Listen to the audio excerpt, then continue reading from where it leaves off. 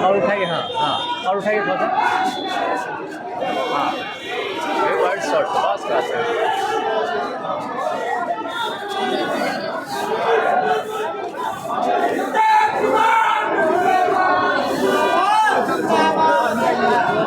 चलिए, हो गया, कट कीजिए।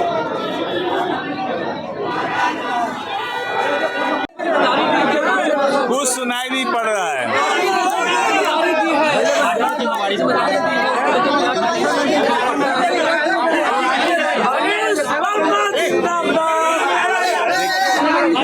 यहाँ पर कुछ भी अभी बहुत अच्छे से सुनाई नहीं दे रहा है।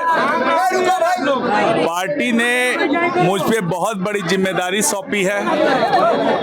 हमारी पार्टी के नेता और पार्टी के राष्ट्रीय अध्यक्ष श्री नीतीश कुमार जी ने हमारे ऊपर जो भरोसा करके जो जिम्मेदारी सौंपी है, मैं पूरी शक्ति, बुद्धि, क्षमता का पूरा उपयोग करके मैं कोशिश करूंगा कि पार्टी जो है बिहार के स्तर पे और राष्ट्रीय स्तर पे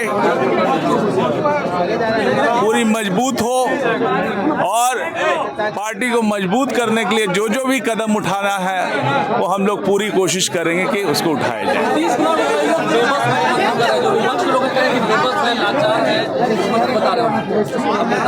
देखिए, बोलने वाले क्या क्या बोलते रहे हैं। ये लोकसभा का चुनाव, उसका नतीजा जब आया तो जो नतीजा आया उसने स्पष्ट कर दी स्थिति कि कौन लाचार है, जनता किसके साथ है। जनता ने स्पष्ट कर दिया कि बिहार की जनता सुशासन के साथ है, माननीय मुख्यमंत्री जी के साथ है।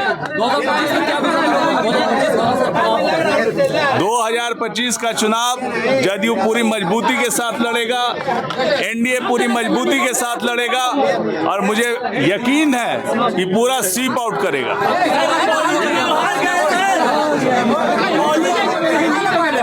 आपकी जिम्मेदारी बड़ी हो गई है, आपको ये बात तो मैं कह ही रहा हूँ कि ये जिम्मेदारी काफी बड़ी जिम्मेदारी है। इससे उन्होंने जो हमारे कार्यकारी राष्ट्रीय अध्यक्ष थे, उन्होंने भी उस वक्त कहा कि अब इनकी जिम्मेदारी है कि राष्ट्र के स्तर पे और बिहार के स्तर पे जहाँ जहाँ भी पार्टी को मजबूत करने का काम है, उसको जोर से मजबूत करने का काम हम लोग करेंगे। सर, रुपौली में जो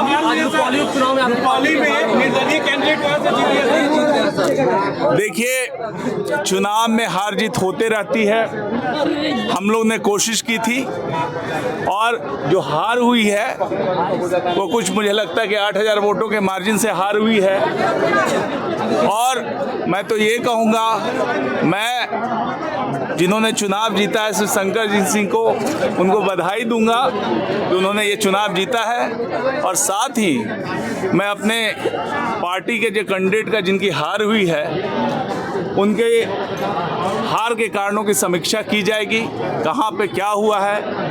ये लोकल इशू के कारण मुझे लगता है ये सारा चीज़ हुआ है, क्योंकि आप देखिए कि लोकसभा के चुनाव में रुपौली में हम लोग ने रुपौली विधानसभा से हम लोग ने बड़े मत के अंदर से इंडिया गठबंधन को वहाँ पे जीता था वहाँ से।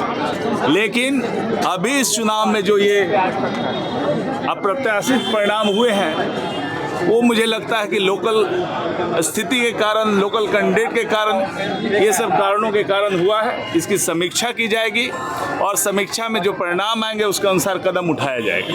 विशेष राज्य के दर्जे की मांग जो है लगातार उठ रही है, सर कैसे देखते हैं सर? ये विशेष राज्य का दर्जे की मांग जो है, ये बिहार की मांग है, ये बिहार के लोगों की मांग है।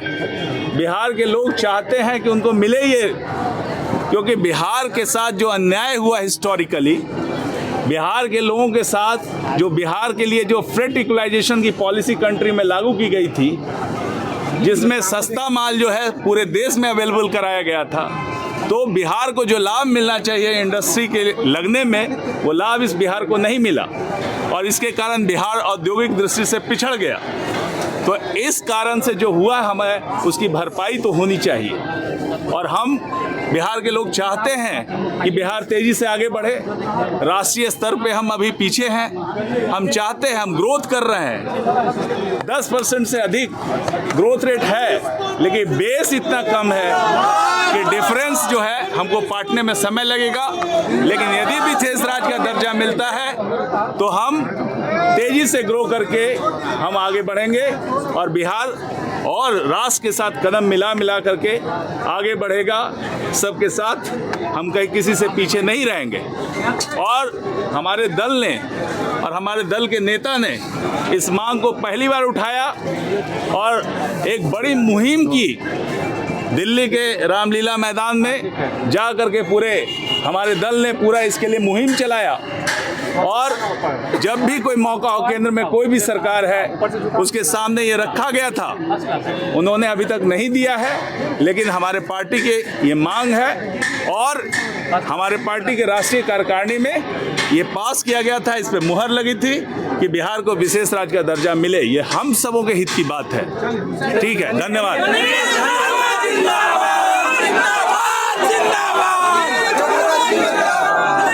हमसे जुड़े रहने के लिए हमारे YouTube चैनल को सब्सक्राइब करें और नई वीडियो की नोटिफिकेशन के लिए बेल आइकॉन को दबाएं।